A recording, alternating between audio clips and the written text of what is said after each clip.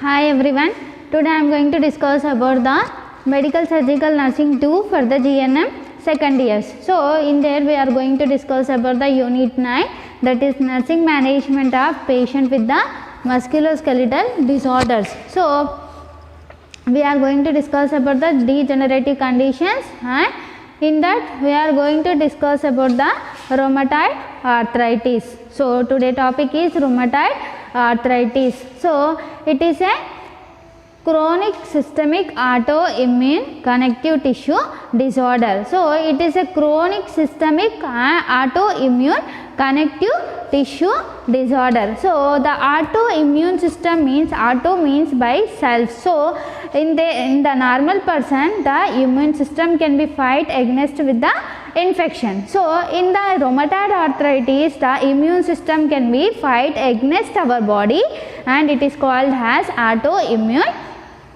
disorder. So it is a systemic autoimmune connective tissue disorder. So in this there is a auto means the immune system can be fight against our body. So it is a connective tissue disorder and which causes the symmetrical inflammation of the synovial tissue.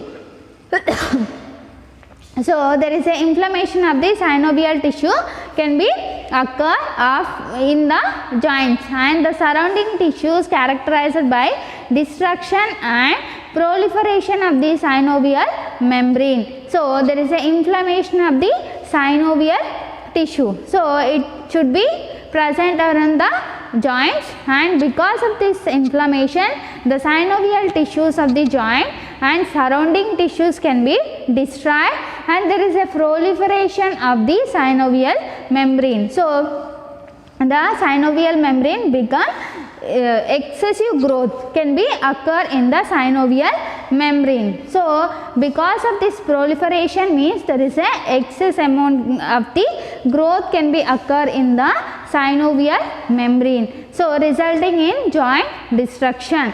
So because of this proliferation of the synovial membrane, and it causes the joint destruction and joint become destroyed, and the ankylosis means there is a abnormal stiffening of the joints, or there is a immobility of the joints. Ankylosis means it is a stiffening of the joints and there is a immobility. So next one is deformity. So it also causes the deformity means there is a normal shape of the joint can be changed. So the normal shape can be changed in the deformity. So it is about the rheumatoid arthritis definition.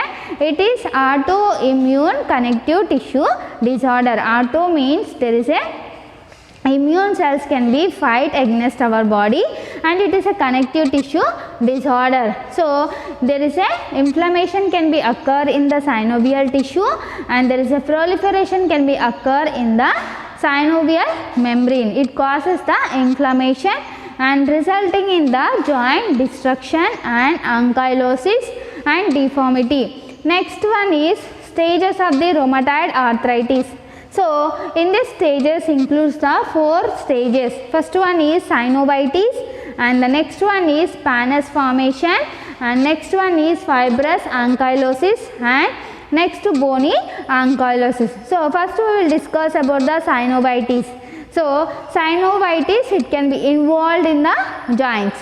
So that is initially localized in joint capsule. So there is a Synovitis means there is a inflammation of the synovial membrane. It can be present in the joint capsule, and the unknown etiological factors initiative. So there is no etiological factors for the synovitis. It can be developed by its own. So there is no unknown etiological factors. There is no reason and any causes for the synovitis. It can be developed by its own.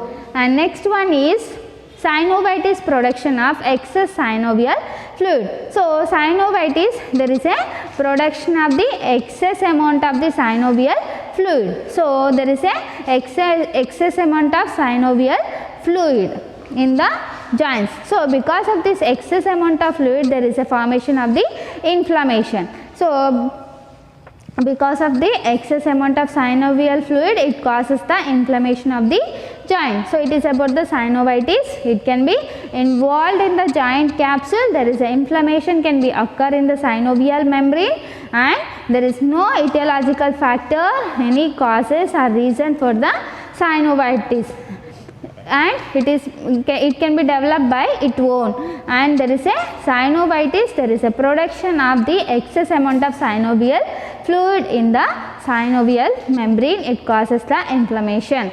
And there is a next stage includes the pannus formation. So there is a pannus formation, means there is a thin layer. It can be overgrowth can be occur in the layer. So it can be extend over the surface of the organ or the cartilage. So the pannus formation means there is a pannus, means it is a thin layer. So it can be extend up to the cartilage of the joint. So it is a pannus formation. A layer of pannus is formed at the juncture of the synovium cartilage. So the pannus can be formed, it is a thin layer can be formed at the junction of the synovium cartilage. So there is a cartilage, the bones can be joined together. So there is a cartilage. So at the junction of the cartilage, the layer can be formed. It is called as pannus, and this extends over the surface of the articular cartilage. So first it can be developed at the junction of the synovium cartilage, and it can be extend up to the surface of the articular cartilage. So articular cartilage, it can be the articular cartilage, and eventually inverts the joint capsule and subchondral bone. So after the pannus has extend up to the articular cartilage, and then it can be enter into the joint capsule and also subchondral bone. Subchondral bone, it can be layer of the bone, it can be situated below the joint capsule. So eventually the pannus formation can be extend up to the synovium cartilage and up to the articular cartilage, and it can be enter into the joint capsule and the subchondral bone. Pannus formation means it is a layer, it can be formed at the junction of the synovium and synovial cartilage, and it can be extend up to the surface of the articular cartilage, and it can be enter into the joint capsule and the subchondral bone. Subchondral bone, it is the layer of the bone, it can be situated below the joint capsule. So it is about the pannus formation. So next one is the fibrous ankylosis. So in the fibrous ankylosis, there is a fibrous tissue of the joint is become toughened. So the fibrous tissue become very tough or otherwise very rough, and it is become scarred by the continuous inflammation. The scar mark can be present in the connective fibrous tissue, and there is a formation of inflammation. So the tough fibrous connective tissue replaces the pannus, occluding the joint space. So in the fibrous ankylosis, there is a fibrous connective tissue is become very tough, and there is a scar mark can be present over the fibrous tissues, and there is a formation of inflammation can be occur. So it causes the inflammation, and tough connective tissue replaces pannus. So because of this pannus, the excessive growth of the thin layer, and it causes the occluding of joint space. So the joint space between the joints, there is some space can be present. So because of this layer, excessive growth of this layer pannus, excessive growth of this pannus, and it causes the occlude of the space. So occluding the joint space. So because of this pannus, the space can be decreased. So it is the fibrous ankylosis. Fibrous ankylosis means there is a fibrous tissue of the joint is toughened. So because fibrous connective tissue is become tough, and the scar marks present on the tissue, and there is a joint space can be decreased because of this pannus. So the formation of the pannus, So it leads to there is a occluding the joint space. So the joint space can be decreased. And next one is bony ankylosis, and the fibrous tissue become calcified and bony ankylosis may result in joint immobilization. So in the bony ankylosis, the fibrous tissue is calcified. It is become hardening. So the tissue become hardening or otherwise tough. So there is a fibrous tissue is calcifies and the bony ankylosis may result in joint immobilization. So because of the toughness of the fibrous tissue, it causes the stiffness of the joint. So because of the stiffness of the joint, there is a immobilization can be occur. So the joint is not able to move. So the movement cannot be present in the joint, it is become stiff. So it is about the bony ankylosis. Stages includes the synovitis and pannus formation and fibrous ankylosis and bony ankylosis. Next one is pathophysiology. So pathophysiology, it includes the autoimmune response occur that affects synovial membrane of the joint. So autoimmune response means the immune system can be fight against our body, and because of this there is a effect to the synovial membrane of the joint. So synovial membrane, it can be covers the joint. So it can be affect to the synovial membrane. And there is an initiation of rheumatoid arthritis causes activation of T cells and neutrophil synovial fluid cells. So there is a initiation means by its own it can be developed the rheumatoid arthritis. So there is no etiological factors or no causes for the rheumatoid arthritis, and it can be developed by its own, and it causes the activation of T cells and neutrophils and synovial fluid cells.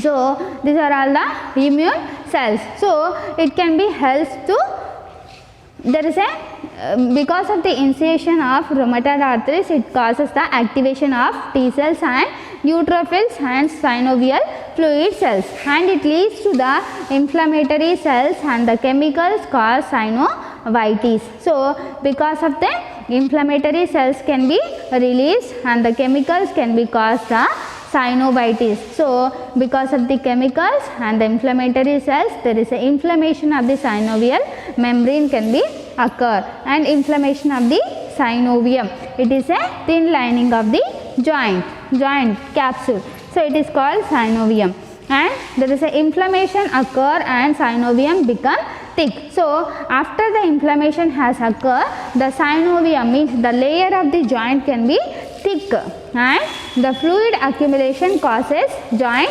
swelling. So because of the over accumulation of the fluid, it causes the swelling and pain, and it leads to the increased production of the rheumatoid factors. So because of the swelling and there is a pain because of the thickness of the synovium, it causes the production of rheumatoid factors. So because of these rheumatoid factors large in synovium. So the rheumatoid factors, it can be fight against, it can be damage to the immune cells. So there is a rheumatoid factors can be large in synovium. So the rheumatoid cells can be present in the synovium and cause the inflammation. So because of this rheumatoid factors, the inflammation can be occur and it can be responsible for the joint destruction. So there is a destruction can be occur in the joint, and it leads to the pannus release this inflammatory mediators which erode cartilage and subchondral bone, articular capsule and the ligaments. So because of joint destruction, there is a pannus release. So pannus means it is a layer, it can be overgrowth can be occur in the layer. So pannus, it can be release and this inflammatory mediators which can be cause the cartilage and subchondral bone, articular capsule and the ligaments can be damaged. So because of this inflammatory process and the pannus, the cartilages and the ligaments, articular capsule can be damaged and it leads to the rheumatoid arthritis. So it is a rheumatoid arthritis, it is a autoimmune disease and it can be developed by its own. So there is no cause for the rheumatoid arthritis, and it is about the physiology, pathophysiology of the rheumatoid arthritis. Next one is the clinical manifestation. Clinical manifestation includes the become reddened and warm, swollen and stiff tenderness. So there is a affected joint, there is a become red in color and it is become warm, and there is a swelling can be present in the affected joint, and there is a stiffness can be present. So the joint cannot be able to move. So stiffness is present and the tenderness. By touching itself, the patient will get the pain. And next one is morning stiffness lasting for up to an hour. So the morning, if you are getting from the bed, so the patient will have the severe pain up to 1 hour. So morning time the patient will have the severe pain up to 1 hour, and there is a stiffness of the joint can be occur in the morning, and severe disease may complain of stiffness all the day. So if rheumatoid arthritis become very severe and there is a stiffness can be present in the over all the day.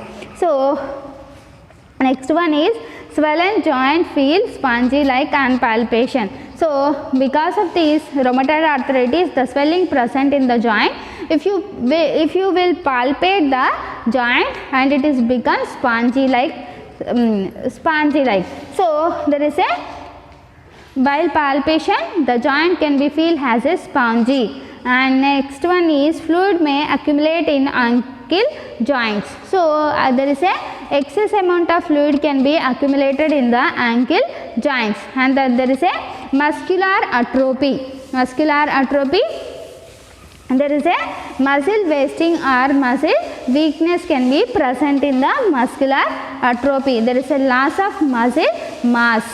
And next one is joint may lose their motion and may become deformed. So joint is not able to move and there is a changes can be occur in the normal shape, and there is a swan neck deformity and knee swelling. There is a swelling can be present in the knee joint, and there is a swan neck deformity. Swan neck deformity means there is a carpals and the metacarpals and the phalanges can be present in the fingers. So there is a flexion of the finger can be occur. It is called as swan neck deformity. So there is a flexion of the carpals. So it is called as swan neck deformity. So the finger become like this. So it is a flexion of the finger. It is called as swan neck deformity. So it is about the clinical manifestation of the rheumatoid arthritis. Thank you.